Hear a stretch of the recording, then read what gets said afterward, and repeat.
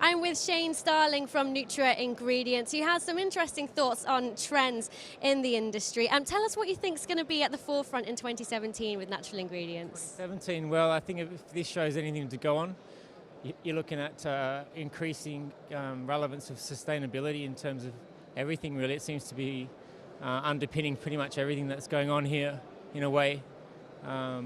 So no company can avoid that. And I think in terms of like putting real platforms in place and making sure that the way that the industry functions is sustainable is going to be a much bigger trend going forward, yeah.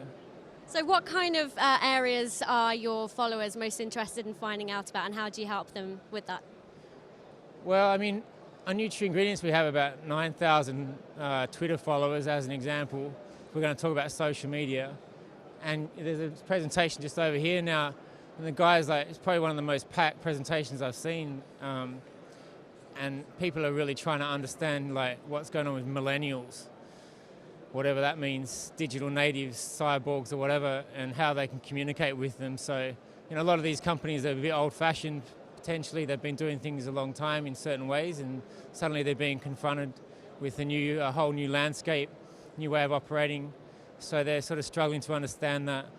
Working with startups, there are a lot of big companies now have got platforms where they try and engage with startups, because that's where a lot of the real innovation comes from. So there's a real changing kind of a change in the air at the moment. I think in 2017 it might be even a much different. It's changing very fast, I think so.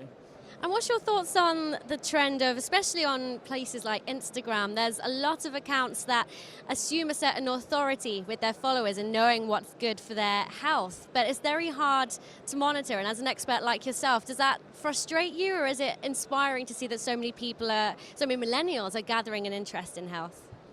Yeah, I think it's, you can't, maybe there's a great variety and quality of information. There was a campaign recently in Ireland and the UK, I think, where they're trying to verify, or validate nutritionists, like who is a nutritionist or a dietitian and who can give this kind of advice out.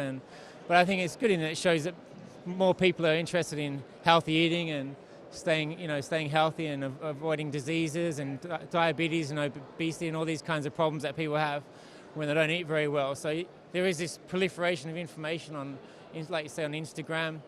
And then you've got more serious avenues potentially, but that might come from news sources like our own or other news sources, or from the medical industry or the medical world.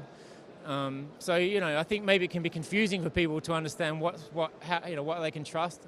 But I think in general it's a good thing, because it opens up the channels. You get a variety of information, and as long as it's kind of not pushing certain agendas that might not be too obvious, then I think it's a good thing. So what's the most innovative products that are catching your eye right now? What's exciting you the most? Yeah, I think it's a kind of a mature industry in a way. Like maybe 20 years ago, you would have seen like lots of new herbs and you would have seen like new ingredients.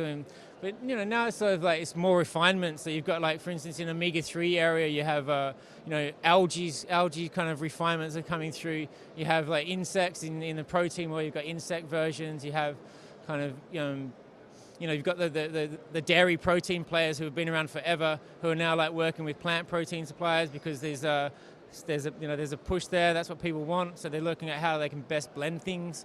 They're looking at how they can make things that are best for the elderly. And sports nutrition products. Suddenly the sports nutrition people are saying, well, what's happening in sports nutrition is applicable to the elderly or to the young. And so it's kind of like it's becoming more sophisticated.